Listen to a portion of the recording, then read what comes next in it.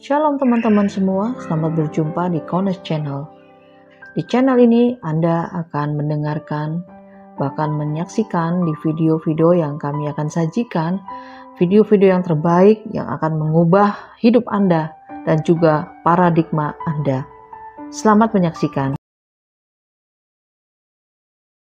Jadi cara gampang yang kedua itu hanya dengan menghitung mundur 6 bulan dari waktu kematiannya. Coba kita lihat sama-sama. Yesua mati itu pada usia 33,5 tahun atau 33 tahun 6 bulan. Dan ini kematiannya bertepatan dengan perayaan Pesah atau Paskah pada bulan Nisan. Nah, untuk kita mencari tahu kapan kelahiran Yesua, itu tinggal dihitung mundur 6 bulan dari kematiannya untuk menemukan ulang tahun Yesua yang terakhir, yaitu ulang tahun yang ke berapa? 33. Kenapa kok ulang tahun 33 yang dicari bukan 34? Kenapa coba? Gampang loh ini, sampai langsung jawab kebangetan. Karena apa? Ya karena setelah setengah tahun dari umur 33 mati, gampang aja. Kalau sudah mati kan tidak mungkin ulang tahun ke 34. Paham saudara? Ya. Jadi kenapa tadi saya katakan yang lebih tepat itu dihitung mundur, bukan dihitung maju. Sekalipun dihitung maju, kalau Yesua masih hidup untuk mencari ulang tahun ke 34 itu tinggal dihitung maju 6 bulan. Tapi yang jadi masalah tidak sampai umur 34 Yesua sudah mati. Maka yang lebih tepat itu dihitung mundur. Nah sekarang kita coba hitung mundur dari waktu kematiannya. Yesua mati pada bulan apa ini?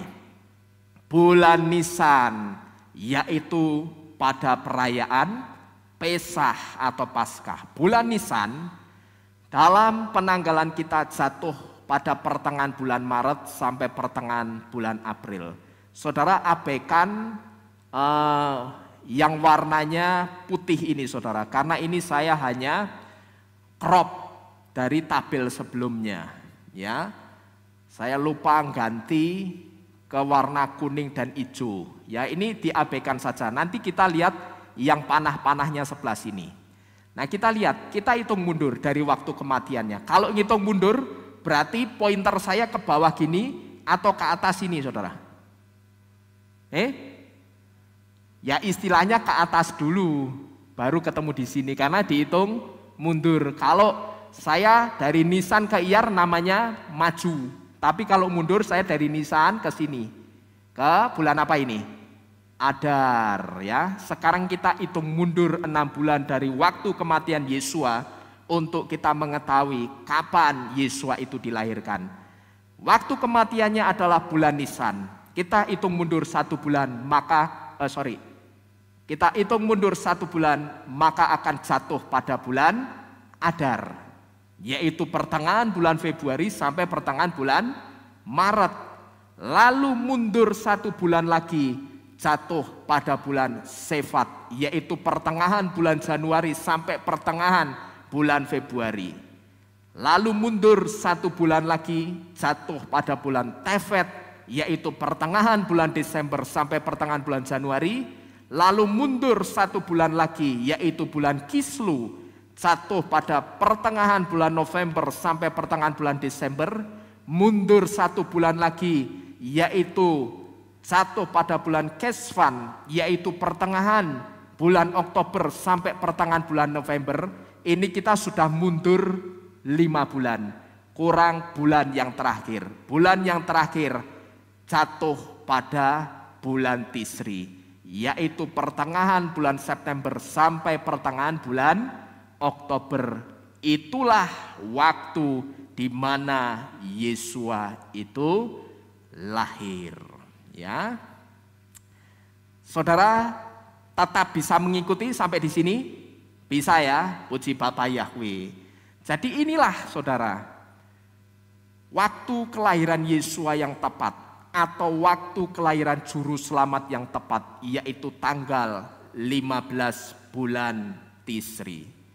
Sekarang kita sudah tahu dan kita sudah membuktikan dengan dasar ayat-ayat firman Tuhan bahwa Yesua tidak pernah dilahirkan tanggal 25 Desember. Kita sudah buktikan, saudara.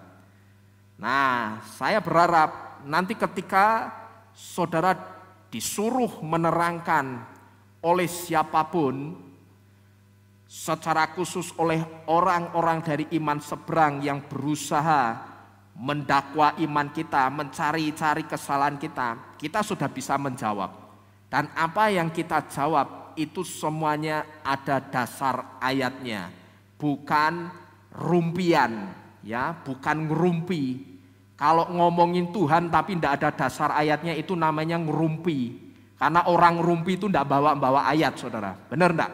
Ya toh? Ada orang ngerumpi bawa ayat? Tidak ada.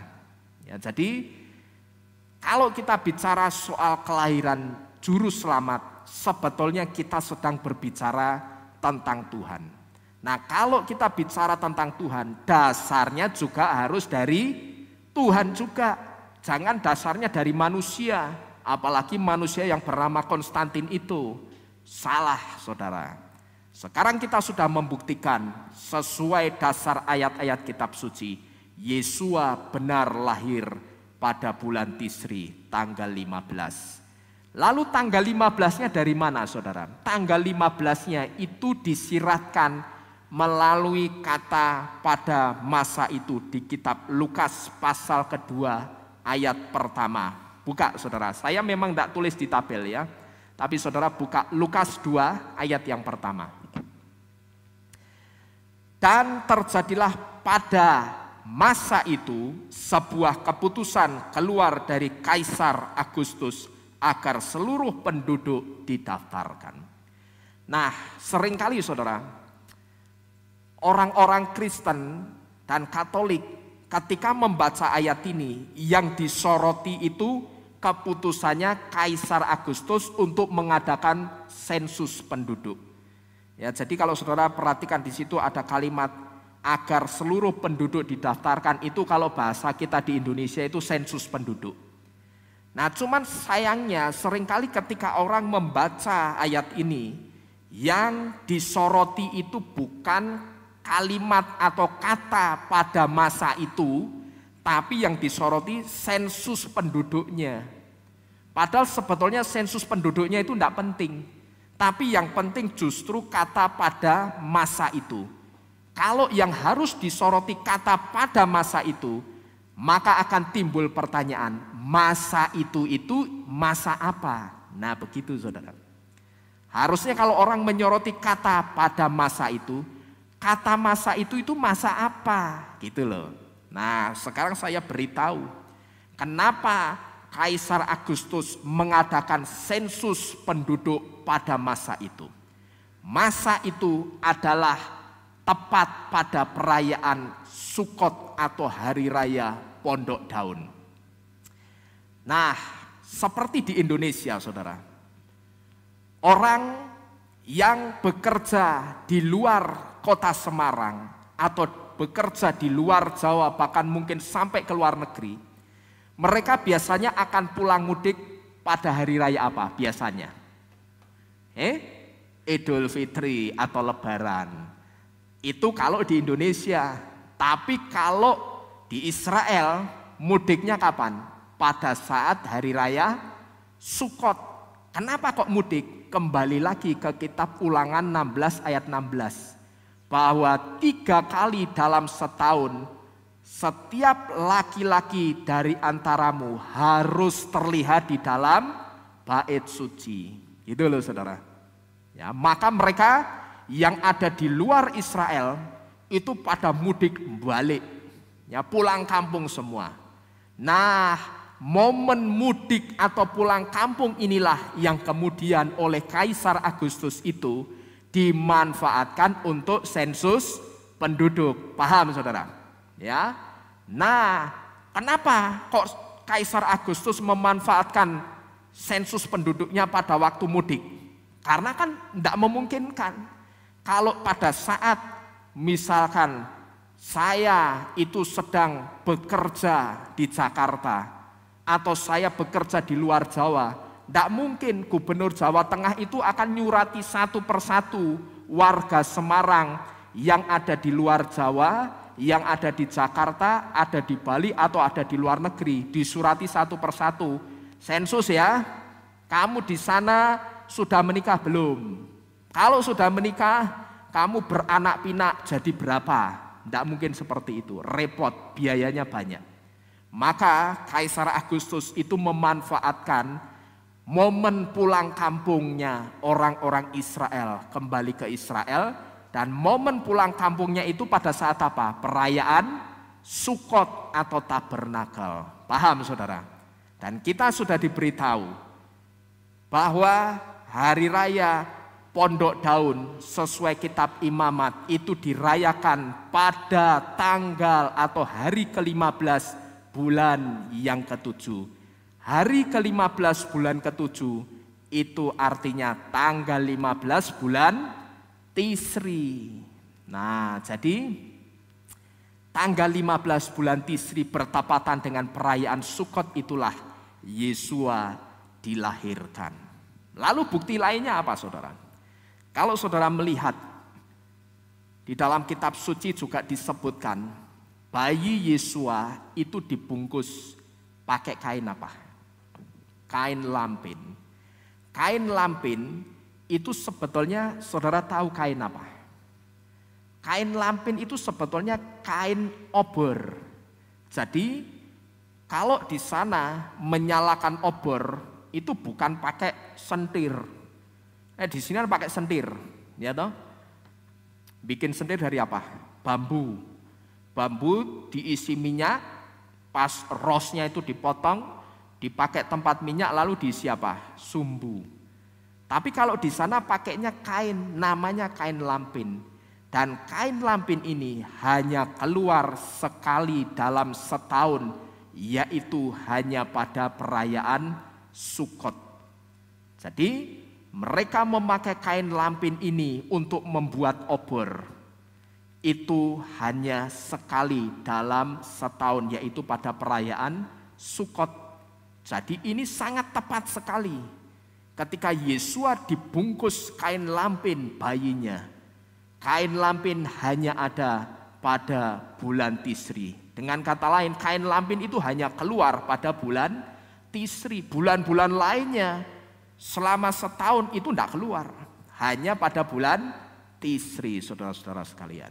Ya, jadi banyak bukti-bukti sesuai kitab suci yang kalau kita gali itu akan memberitahu kita dengan jelas, dengan dasar yang benar, juru selamat kita dilahirkan pada bulan Tisri, bertepatan dengan perayaan Sukot atau Pondok Daun atau Tabernakel. Nah sekarang saudara, pertanyaannya, bagaimana sikap kita sekarang dengan Natal 25 Desember? Bagaimana juga sikap kita dengan Santa Claus, dengan pit hitam dan pohon Natal yang tidak ada korelasi atau hubungannya sama sekali dengan kelahiran Yesua? Dan ini merupakan perayaan yang diadopsi dari pemujaan Dewa Saturnalia dan Dewa Matahari. Dewa Saturnalia sama Dewa Matahari itu beda saudara ya, nanti kita akan ngerti. Sekarang pertanyaannya begini, setelah kita ngerti kebenaran, lalu kita harus bagaimana bersikap dengan perayaan Natal tanggal 25 Desember. Lalu kita juga harus bersikap dengan Santa Claus itu seperti apa? Juga dengan pit hitam, pembantunya Santa Claus, lalu ada Befana, nenek sihir yang ada di kisah-kisah drama Natal, itu bagaimana? Coba saudara renungkan. Ya, sampai ada Befana, nenek sihir dalam perayaan Natal, padahal Natal yang diperingati kelahirannya siapa? Juru selamat Yesua. Kira-kira mungkin tidak saudara nalar logika? Kelahirannya juru selamat yang benar, ada nenek sihir di situ. Masuk akal enggak kira-kira saudara? Jelas tidak masuk akal. Ya. Karena Yesua itu tidak pernah, Tuhan itu tidak pernah bersekutu dengan yang model begituan, yang klenik-klenik, nenek sihir klenik, saudara. Ya. Jadi tidak mungkin ini. Kalau kita nalar sedikit saja sudah ngerti seharusnya. Kok ada befana, nenek sihir yang terbang pakai sapu, apa itu?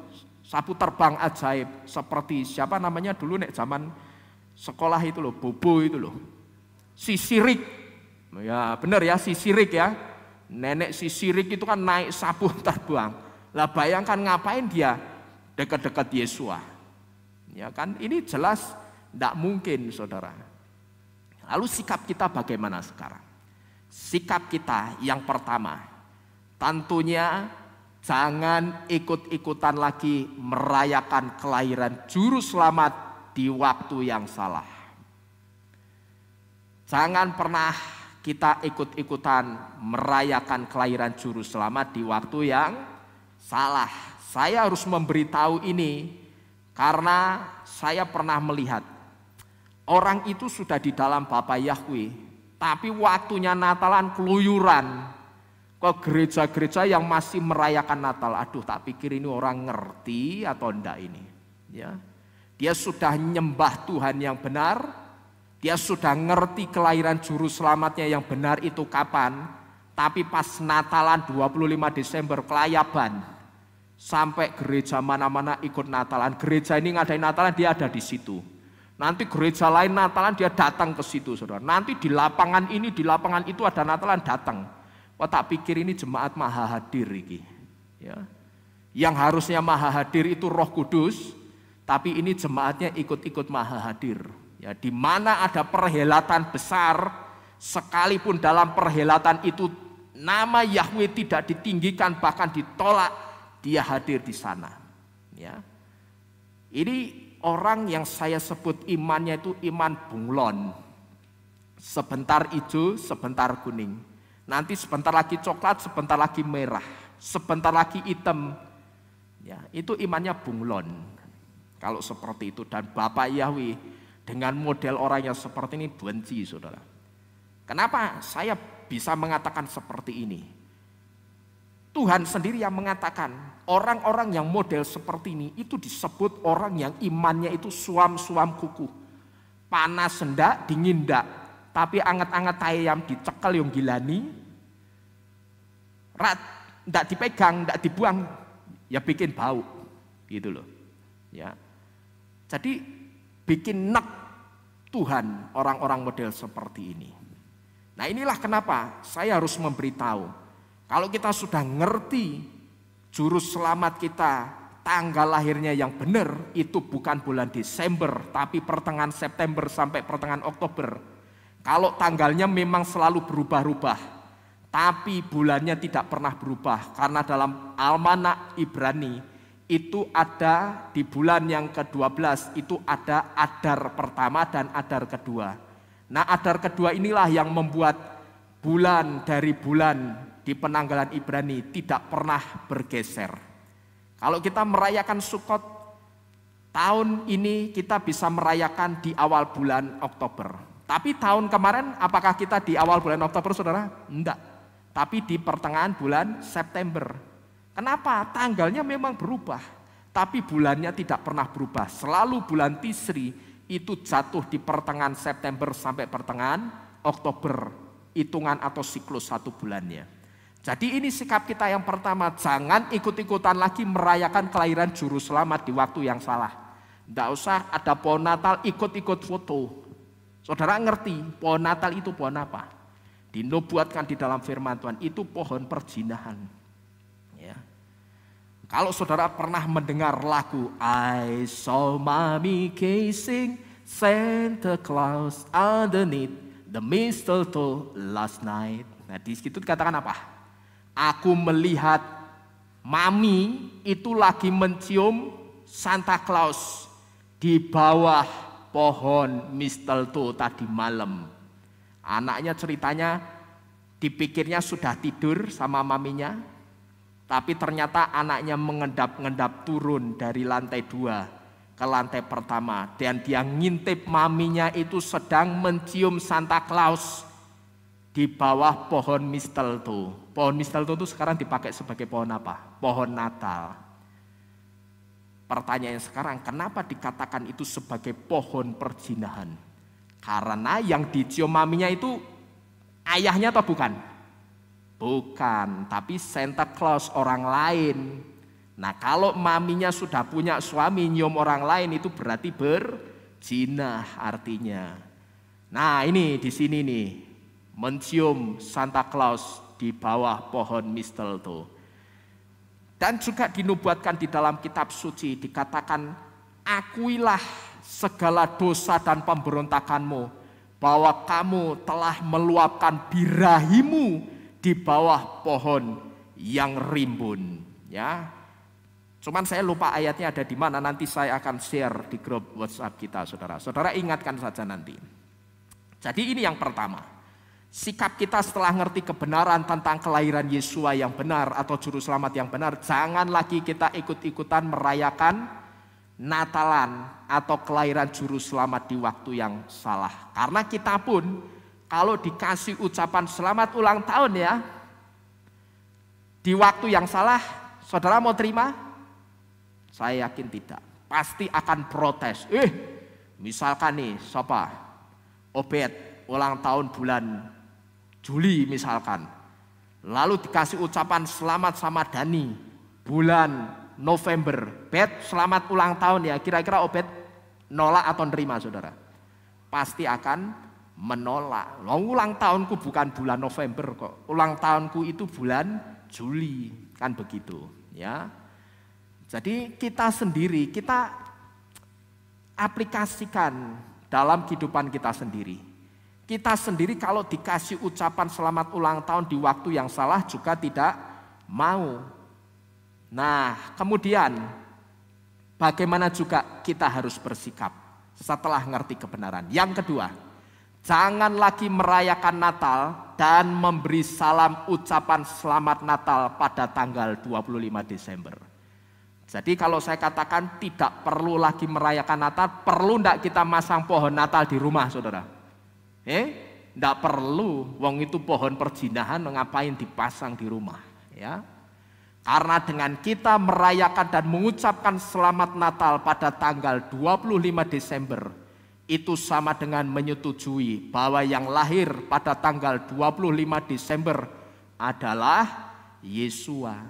Jadi kalau kita ikut-ikutan merayakan Natal 25 Desember, ikut-ikutan merayakan kelahiran juru selamat 25 Desember, kita itu sebetulnya sedang menyetujui bahwa yang lahir tanggal itu Yesua.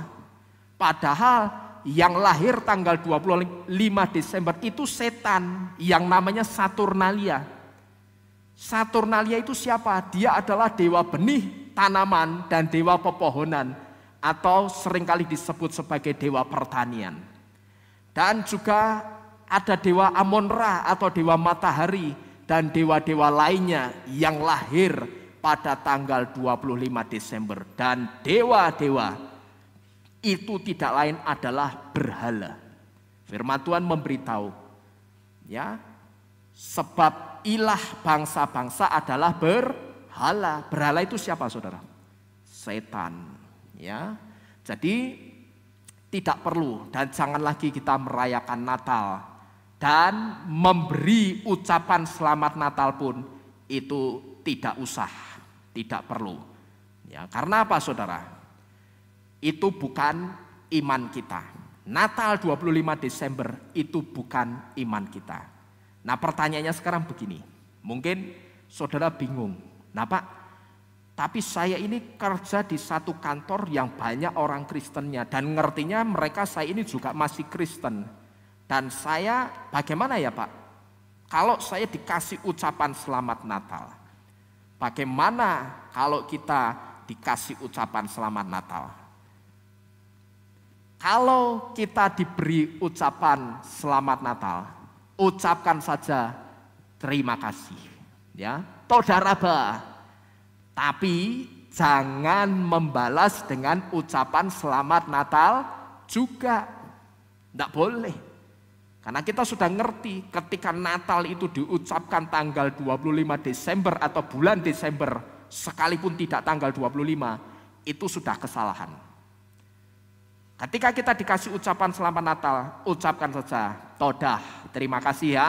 Lalu kita manfaatkan momen itu untuk menyampaikan yang benar. Kita katakan, terima kasih ya, tapi mohon maaf sekarang aku sudah tidak lagi merayakan kelahiran Juru Selamat pada tanggal 25 Desember atau pada bulan Desember ini.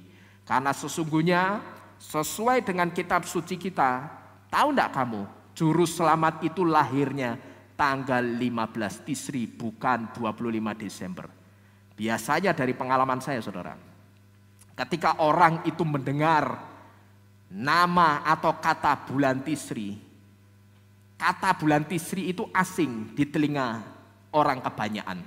Nah, biasanya ketika saudara menyebut Juru Selamat itu sebenarnya sesuai kitab suci kita, lahirnya bulan Tisri, mereka akan langsung respon bertanya, hah? Bulan Tisri, bulan apa itu? Nah, di situ kita manfaatkan momennya untuk menjelaskan yang benar. Terus menjelaskannya bagaimana? Kasih saja materi ini ya kalau saudara kesulitan menjelaskan.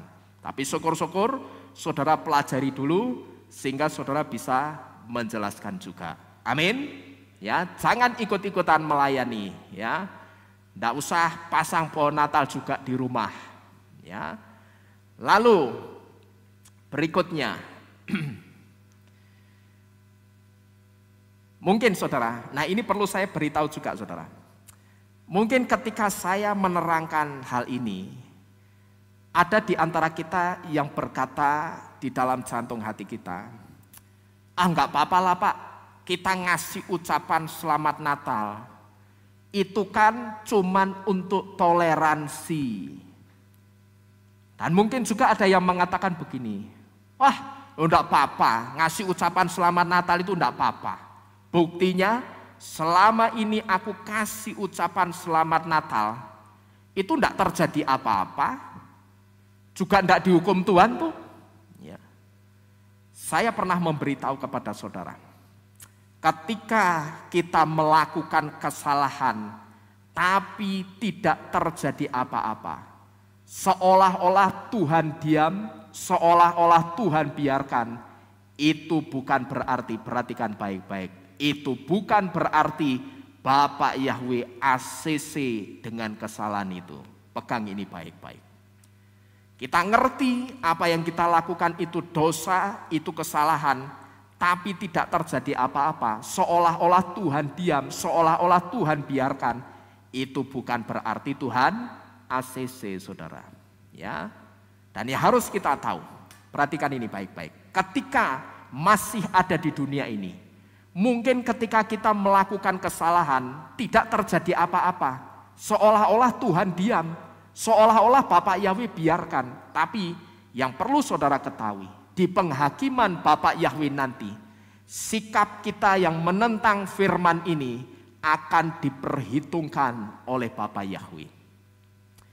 Ibarat pengadilan dunia, sikap kita yang menentang firman dalam hal memberi ucapan selamat Natal atau ucapan selamat untuk hari raya lainnya di luar iman kita, ini akan menjadi saksi yang memberatkan kita di pengadilan Bapa Yahweh nantinya. Karena kita tahu itu salah, tapi kita tetap nekat melakukannya.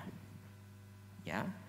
Sekarang ketika mengucapkan selamat Natal, mengucapkan hari raya atau keagamaan iman lainnya, tidak terjadi apa-apa. Tapi asal saudara tahu, nantinya di pengadilan Bapa Yahweh, penghakiman Tuhan pada hari Yom Hadin, apa yang kita lakukan kesalahan ini akan menjadi saksi yang akan memberatkan kita di pengadilan Bapa Yahweh.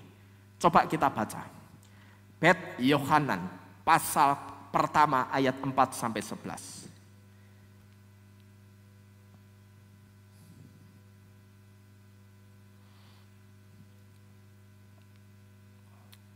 Dua Yohanes pasal pertama ayat 4-11 saya bacakan buat saudara. Hidup dalam kebenaran. Aku sangat bersukacita karena aku mendapati dari antara anak-anakmu ada yang sedang berjalan dalam kebenaran, sama seperti perintah yang telah kita terima dari Bapa.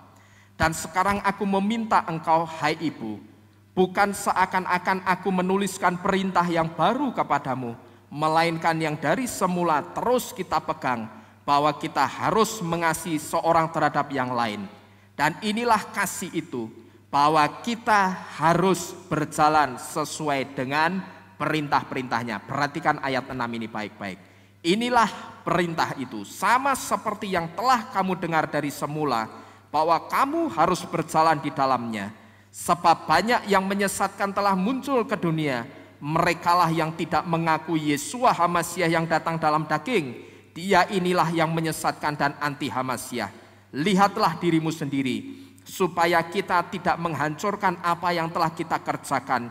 Sebaliknya kita dapat menerima penghargaan sepenuhnya.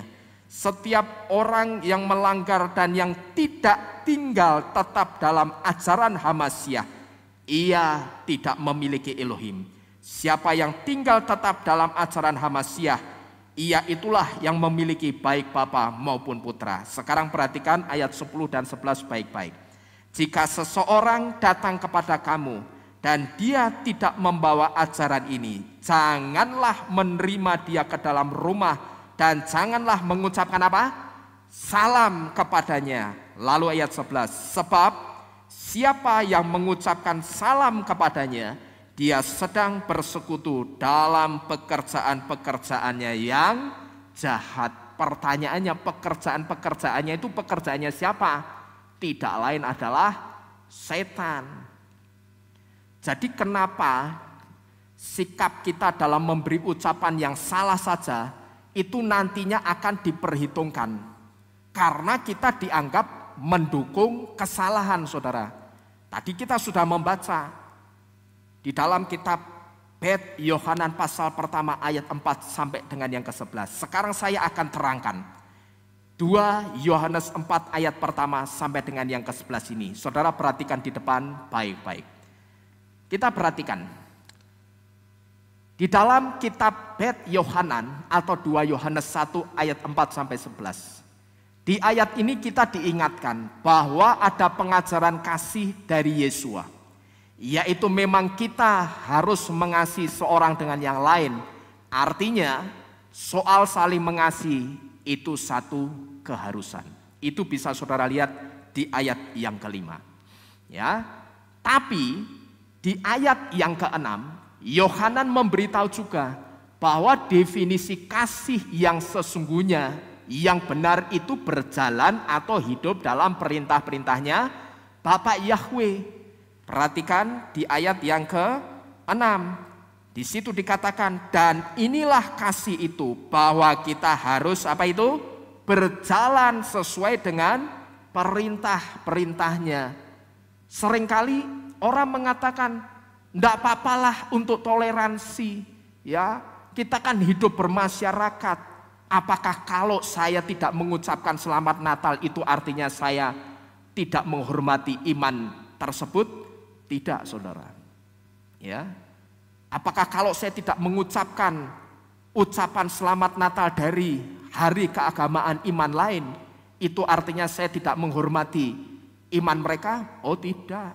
Ya. Terkecuali kalau kita ngomongnya sama orang-orang akar rumput. Ya. Sama orang-orang yang pikirannya pendek. Kalau kita tidak mengucapkan selamat di hari keagamaannya, kita akan dianggap tidak menghormati. Ya, tapi kalau kita bicaranya dengan cendekiawannya mereka, orang-orang pintarnya mereka akan ngerti yang benar itu seharusnya begitu. Yang bukan seiman jangan mengucapkan, seharusnya begitu. Mereka akan ngerti, saudara. Ya. Tapi kalau kita ngomongnya dengan orang yang pikirannya pendek, yang sidik-sidik, ngamuk, pukul, bakar, ya akan dikatakan tidak menghormati. Ya. Jadi jangan sedikit-sedikit kita gampang mengatakan toleransi. Ya, hati-hati sama si tole ini, saudara ya, si toleransi ini. Nah, kita diingatkan di kitab Yohanan ini bahwa saling mengasihi itu memang satu keharusan. Tapi Yohanan juga memberitahu definisi kasih yang benar yang sesungguhnya itu berjalan atau hidup dalam perintah-perintahnya Bapa Yahweh. Perintahnya apa? Kita bicara sesuai firman semua saudara. Perintahnya adalah di ayat ke-10 dan 11 dijelaskan di situ. Satu di antara perintahnya adalah tidak boleh sembarangan menerima dan mengucapkan salam. Ya, saudara lihat ayat 10 dan 11, secara khusus ayat 11. Sebab siapa yang mengucapkan salam kepadanya, dia sedang bersekutu dalam pekerjaan-pekerjaannya yang jahat. Sampai segitunya kalau kita pikir, kita hanya mengucapkan salam, ya toh? Secara manusia itu tidak ada efeknya apa-apa kepada kita. Tapi saya katakan belum. Tapi ternyata di hadapan Tuhan melalui Yohanan, Yesua itu menyampaikan keberatan jantung hatinya. Artinya kalau kamu memberi ucapan salam kepada yang tidak membawa atau tidak berasal dari pengajaranku, aku itu sebetulnya keberatan. Gitu loh saudara. Dan keberatannya ini Yesus sampai ngomong apa? Siapa yang ikut mengucapkan salam kepadanya sebetulnya dia sedang bersekutu dalam pekerjaan-pekerjaan yang jahat. Sampai dianggap seperti itu. Padahal kita cuma apa saudara? Mengulurkan tangan lalu ngasih selamat Natal ya. Gongsi facai ya. Simpel saudara ya. Bagi kita simpel seolah tidak ada apa-apa. Tapi ternyata itu keberatan jantung hatinya Yesua. Nah kita harus pedulikan kalau Yesua punya keberatan dalam jantung hatinya, ya kita harus menghargai Yesua. Karena Yesua lah yang menyelamatkan kita nantinya. Bukan manusia yang kita kasih ucapan selamat. Oh tidak, yang menyelamatkan kita adalah Yesua HaMasiah. Amin. Haleluya. Lalu yang dimaksud kepada siapa ini saudara? Ya, tidak boleh sembarangan menerima dan mengucapkan salam, itu maksudnya kepada siapa? Yang dimaksud adalah kepada orang yang tidak membawa pengajarannya Yesua. Sekarang coba saudara renungkan, bukankah orang yang masih merayakan Natal itu berarti dia tidak membawa pengajarannya Yesua? Kalau dia membawa pengajarannya Yesua, dia tidak akan merayakan waktu kelahiran Yesua di waktu yang salah, tanggal 25 Desember. Tidak. Tapi karena dia tidak membawa pengajarannya Yesua, maka dia merayakan atau memperingati mengenang kelahirannya Yesua di waktu yang salah. Kapan itu waktu yang salah? 25 Desember itulah waktu yang salah, kaprah, ketika orang memperingati kelahiran juru selamat. Nah, kalau kita sudah ngerti orang yang masih merayakan Natal berarti tidak membawa pengajaran Yesua, kalau begitu buat apa kita mengucapkan selamat Natal kalau itu bukan pengajaran yang dari Yesua? Sampai di sini saudara paham? Ya. Jadi jangan kita itu juga asal sedikit-sedikit toleransi. Enggak apa-apalah ya, hubungan antar umat beragama itu ya harus begitu. Apakah harus melanggar iman kita juga? Oh, saya katakan tidak. Di hadapan manusia kita dianggap bisa menyenangkan hatinya, tapi Tuhan benci. Ya, karena Bapak Yahweh sedih, Yesua sedih. Dia tidak mau sampai mengucapkan salam saja itu kita harus benar saudara. Ya. Jadi saudara-saudara sekalian, kesimpulannya soal iman jangan sekali-kali ditoleransikan. Hati-hati ya, saya kasih kata-kata pengingat yang paling gampang. Hati-hati dengan si tole. Gampang ya ingatnya ya. Kalau hati-hati dengan si tole itu artinya hati-hati dengan si toleransi. Jangan kita gampang mengatakan toleransi untuk iman kita. Jangan kita kalah sama iklannya minyak kayu putih. Minyak kayu putih ngomongnya apa? Untuk anak jangan coba-coba, ya toh.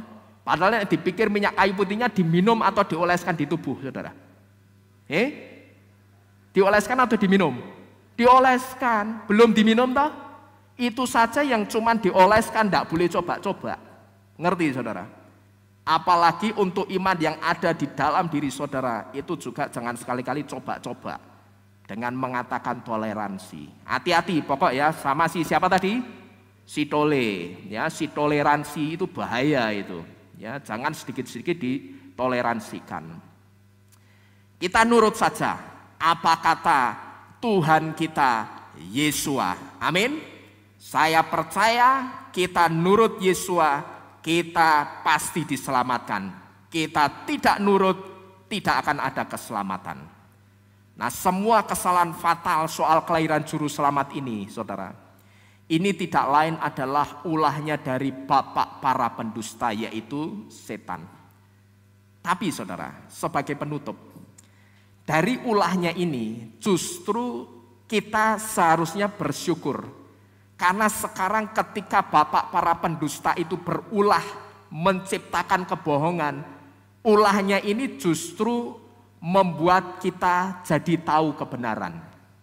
Memang saya katakan saat kita tahu kita itu dibohongi dulu, kita kecewa, bahkan mungkin kita marah ketika kita tahu dibohongi setan. Wah, lah kurang ajar. Ternyata selama ini 25 Desember itu bukan hari lahirnya juru selamat. Mungkin dulu ada di antara kita yang marah. Ya, kita gedem-gedem, kurang ajar ini. Sudah nama juru selamatnya diganti. Yang harusnya dari Ibrani diganti dari Yunani, yang harusnya dari Yahudi diganti dari Ibrani, diganti dari Arab. Sekarang ternyata tanggal kelahirannya pun itu juga dibelokkan, dipelintir.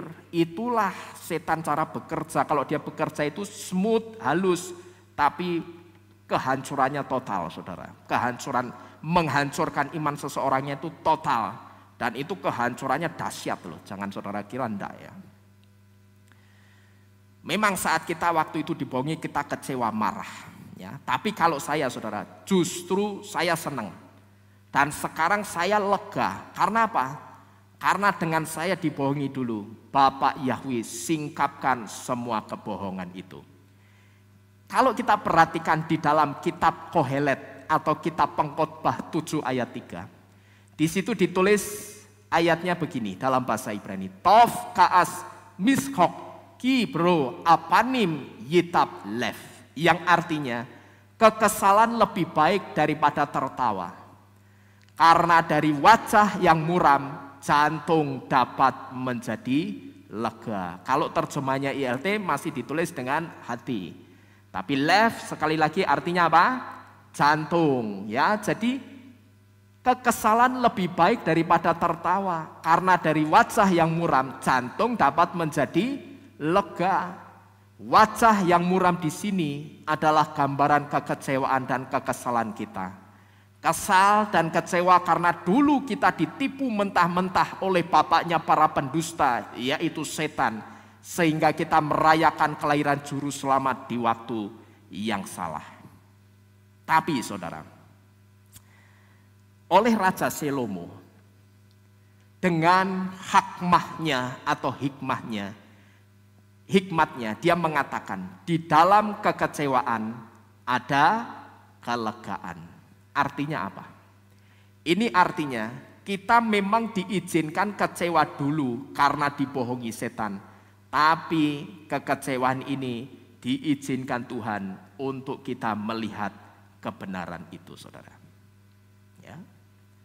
Waktu kita tahu dibohongi orang, pasti kita kecewa dan marah besar. Kita percaya kepada seseorang, tapi ternyata selama ini orang yang kita percaya membohongi kita, menipu kita. Saya yakin kita pasti akan kecewa dan marah besar. Tapi kalau saudara renungkan, di sela-sela marah kita pasti ada rasa leganya. Benar enggak saudara? Rasa leganya apa? Kita jadi ngerti sekarang, ternyata selama ini dia watak aslinya seperti itu. Dia aslinya penipu, tukang tipu. Ternyata selama ini dia menipu aku. Paham maksudnya saudara? Ya, saudara paham ya maksudnya Kohelet 7 ayat 3 ini. Seperti yang saya ilustrasikan ini. Ketika kita percaya kepada seseorang, kita taruh pengharapan percaya kepada orang itu, tapi ternyata dia bohong, menipu. Kita mesti kecewa, marah besar. Tapi saya yakin tetap ada rasa leganya di sela-sela marah kita. Rasa leganya karena apa? Kita ngerti ternyata sifat aslinya seperti itu, kebongkar semua, saudara. Ya. Jadi kekecewaan kita dulu karena dibohongi setan itu memang diizinkan Bapa Yahweh. Tapi semua kebohongan itu sekarang telah membuat kita melihat kebenaran. Amin. Bapa Yahweh memberkati kita sekalian. Haleluya. Kita tunduk di dalam doa, kita akhiri firman pada pagi hari ini. Terima kasih teman-teman semua yang sudah menyaksikan video ini. Sukses besar untuk kita semua. Bapa Yahweh memberkati. Haleluya. Amin.